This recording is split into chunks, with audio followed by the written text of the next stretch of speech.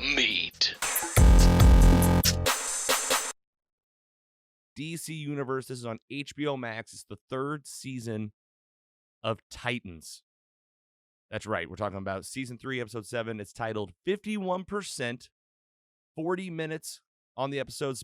Spoiler alert for it right now. The description reads from HBO Max. Gotham's crime families need to discuss the fear toxins hold on the city, only to be confronted by the mastermind himself. As Dick and Barbara consult the Oracle to preempt Crane's next move, Starfire and Blackfire reach an understanding. All right, so where we leave off in episode 6, essentially Jason Todd, the Red Hood, decides, I'm done messing with Crane. He's made me upset. I'm going to steal his huffer gas, his fear gas, give it to people on the streets, and essentially get a few little attacks going just to mess with the Titans, mess with Crane, and that's when the credits end. We see Tim Drake, his father, gets shot. We didn't know if he was going to make it or not. It looked like he was like shot in the stomach at the end of the episode. And this episode picks basically right up where it left off.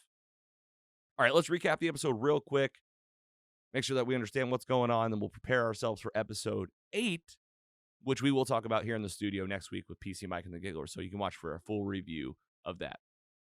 So essentially, this picks up again right where it left off. The Titans find out about these attacks. They're like, we got to go figure this out.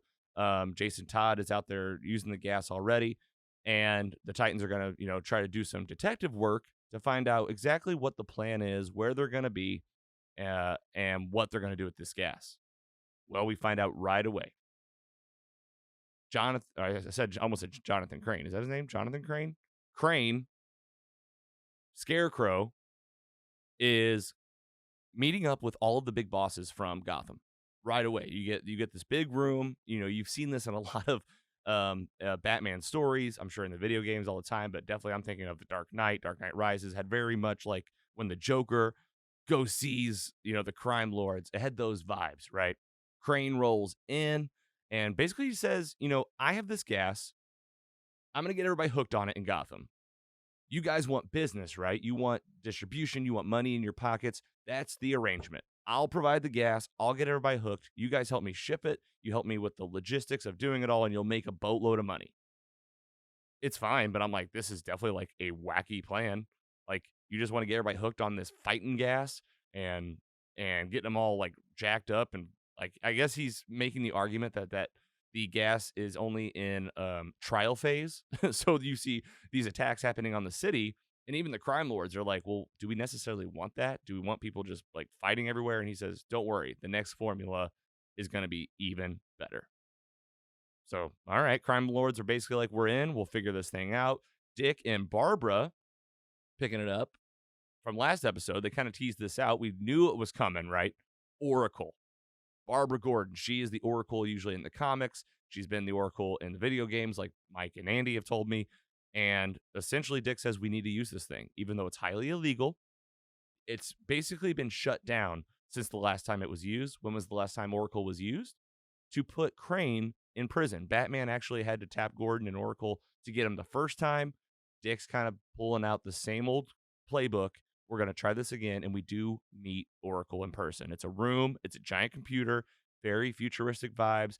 Very much like, what I was picturing was X-Men, Professor X, and Cerebro. It had very much those vibes of just, almost like exactly, right? Barbara Gordon's in a wheelchair rolling in with like one person. But either way, this was one of my favorite parts of the episode. Oracle is actually voiced by, I had it in my notes here, Jermaine. Oh, it's the guy from Flight of the Conchords. I can look. Hold on. Bear with me. I have my notes right here. I wrote this down. Jermaine Clement from Flight of the Conchords. He's also in Legion. If you guys watch Legion on FX, another great, I call it a great Marvel series. This guy is hilarious. I love everything he's ever been in. His voice is so recognizable. I could hear it immediately. And he's playing the voice of Oracle that's talking to Dick and Barbara about where are we going to find Crane.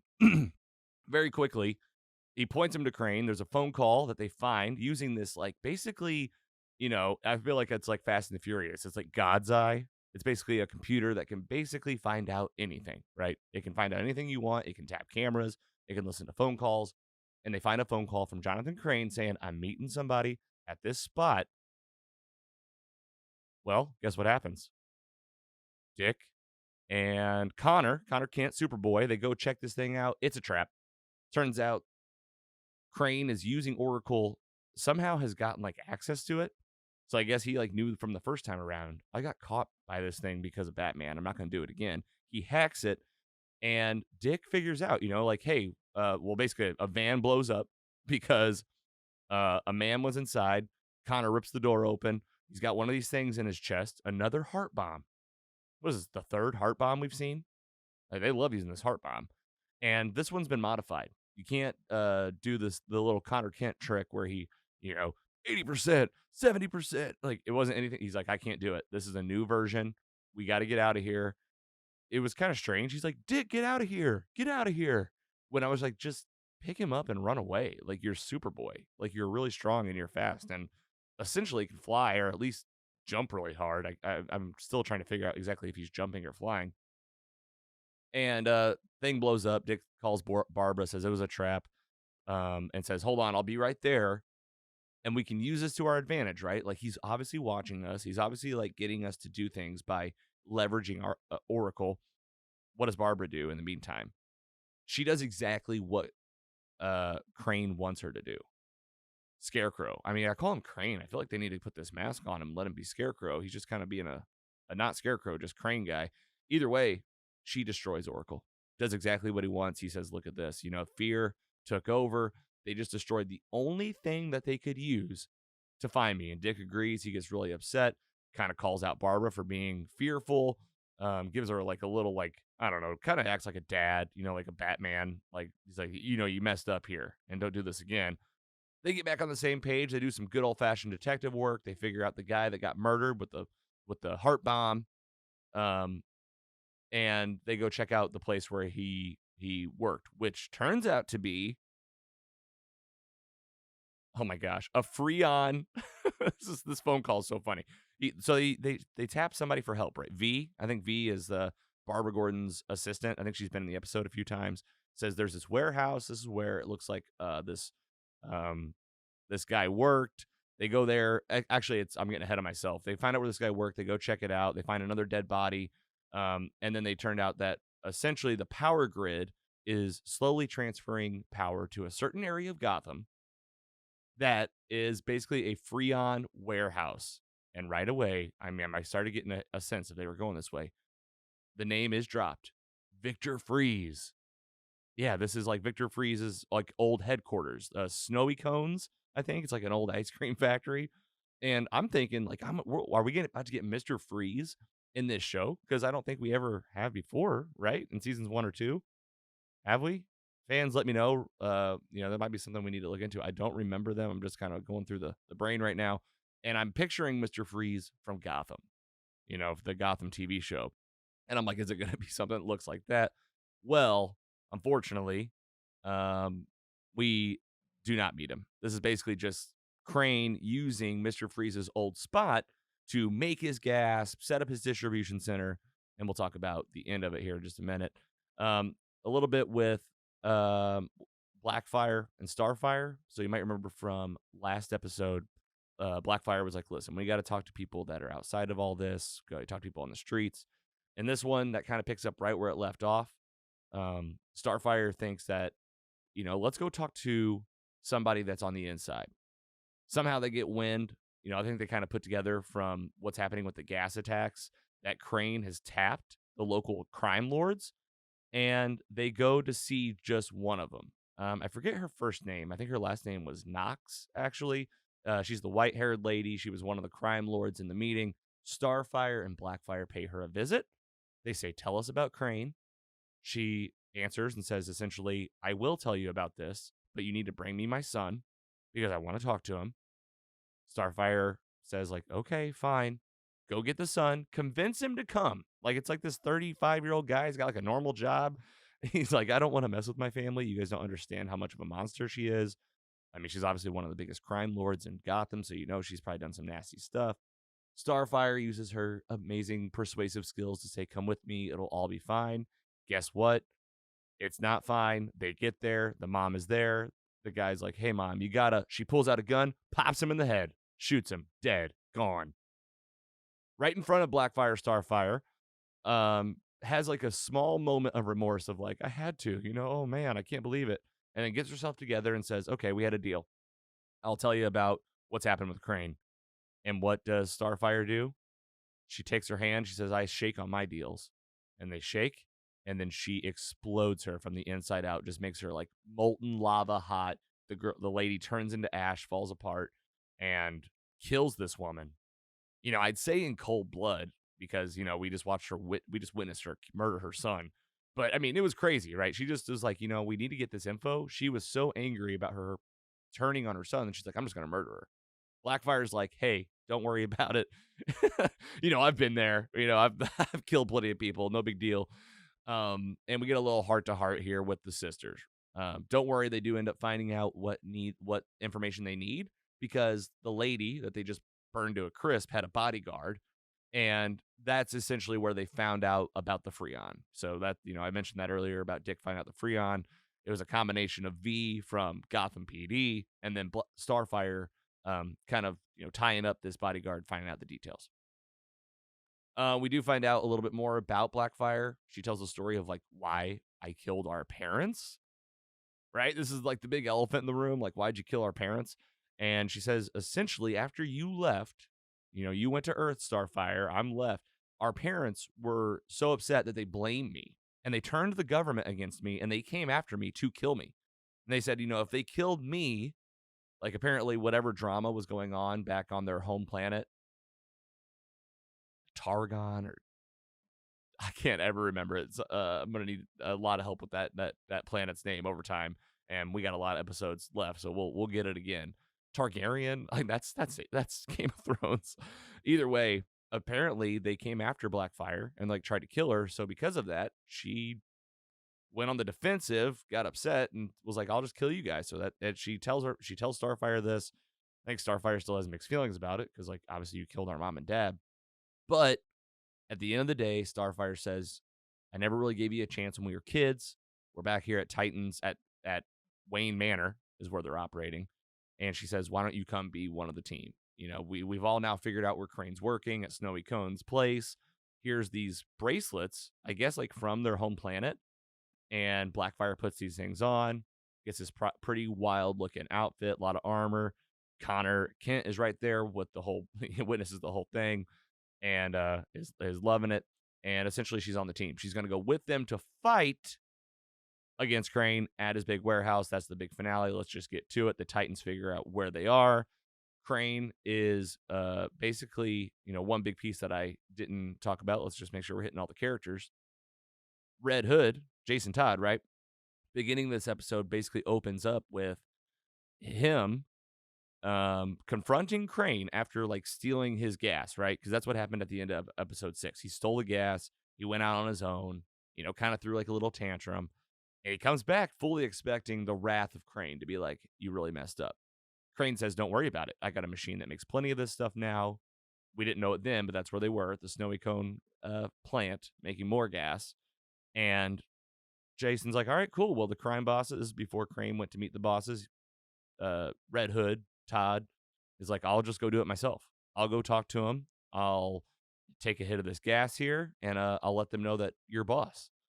So what happens? He takes a puff. Turns out it's like poison. Crane has a really cool line where he's like, I told you, I'm not the Batman. Basically takes Jason Todd hostage, ties him up. He's like, I can't really trust you because you're out running around doing your own thing, but I can't really let you loose because you know too much, and keeps him tied up the entire episode. All right, I think we're pretty much caught up. Oh, Gar, what was he up to? First of all, we find out Gar's last name is Logan in this. I don't think I've ever known that. Cool name. Gar isn't really giving up on Jason Todd. There's a moment in the Batcave where Dick says to the team, there are attacks happening. This is when he's like, I'm going to use Oracle to go do it. But in the meantime, we are going to get Red Hood. And Gar says, like, where's Jason? Like, what about Jason? And Dick says, Jason's gone. He's the Red Hood now, all right? He's murdered Hank. He's murdering people all over the place. That's over. Gar's not giving up. He's doing he's using his Beast Boy powers to basically sniff around Jason's room. He does find a letter. He's like, okay, this will help me out. All right, I think we're caught up. We get back to the plant. Big fight scene. This is awesome. Crane's like, we're getting away with it. The crime bosses are there. They're like, we're getting away with it. Nothing's gonna go wrong. Don't worry. Batman's left. Right. The word has gotten out that Batman is gone. Like no one knows where he went except for I guess maybe us. Like he went to London, right, or something. Well, that was the flashback episode. He's just gone after he killed the Joker.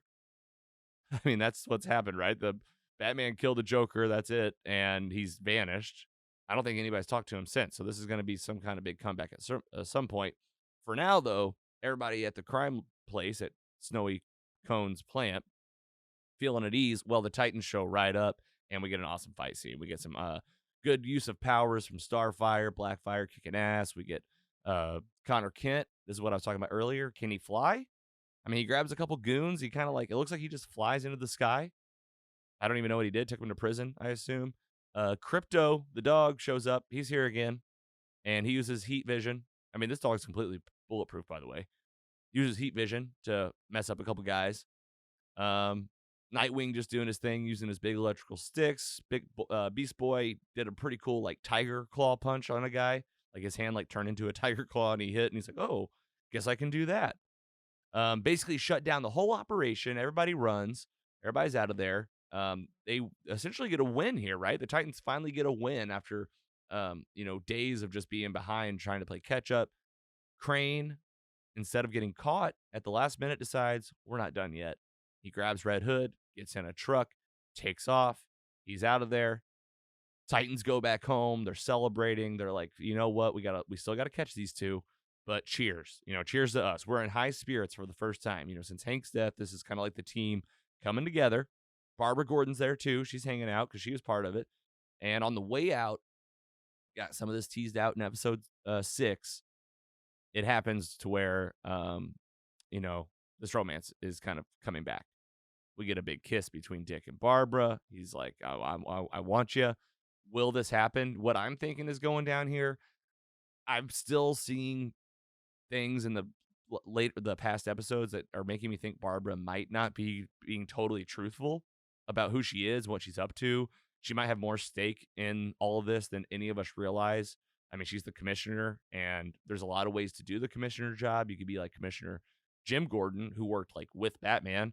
Maybe Barbara found another way, and she's actually been working with people that Dick wouldn't approve of. So I could see them, this is only halfway through the season, guys. We're at episode 7. I think Andy said we got 12 or 13 episodes. And I'm thinking that they're going to maybe break some hearts here. If you're pulling for this relationship, I don't think it's going to work out. It's going to be one of those things that probably gets nipped in the butt by the end of the season. I could even see maybe Barbara dying. I don't know. I'm making some big predictions here, but just how they do these stories, sometimes you start to see some patterns. I think they might be in love for a minute, but then inevitably maybe she'll disappoint Dick. That's just a guess for me. Who knows? For now, very much love is in the air. We'll see what happens. Last piece of the episode, Gar uses that letter. What's he do? He tracks down Jason Todd's old friend, Molly. And this is exactly what Mike has been talking about, right? There's this human side to Jason Todd still in there somewhere. And we know that to access it really is via Molly. Molly's his friend. Maybe he even likes her a little bit. And he's been coming to see her, or he at least came to see her one time as the Red Hood. Probably not recently since he's been kidnapped. And Gar's going to work with Molly now to hopefully, try to save Jason. That's going to be their mission too. So there's 2 missions at play. Stop Crane, stop Red Hood, but maybe save Jason Todd. Will it happen? We will see. All right, folks, that's episode 7. It's titled 51%. Didn't even talk about what that actually meant. Turns out, I guess, it was a rule of thumb that was taught to Blackfire and Starfire from their parents. That essentially is, if you have a decision in front of you that's very difficult to come to a decision with, you're like, this is really tough. Which way do I go? And if you can determine that 51% of the decision, one way or the other, is good, you label it as good, then you do it, no matter what. You have a decision. Oh, I don't know if I want a hot dog on a hamburger. 51% of me says hamburger. Boom, you go hamburger. You don't waste any time. You just go for it. Same rule applies if you're going to, say, try to kill your daughter. Oh, 51% of this would be good. Okay, I'll try to kill my daughter. And this is essentially what they're talking about in this episode. And most of these episodes really come down to your choices. And that's a big theme of, I feel like, DC, just superhero stuff in general. The decisions we make, the impact you have on yourself and others.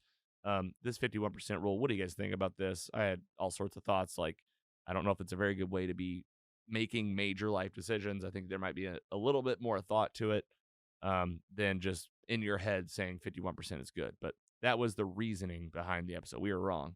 We talked about a few things it could be, like business deals and voting and all that, but or like getting 51% of the city on the drug. No, it was none of that. It was about the choices we make.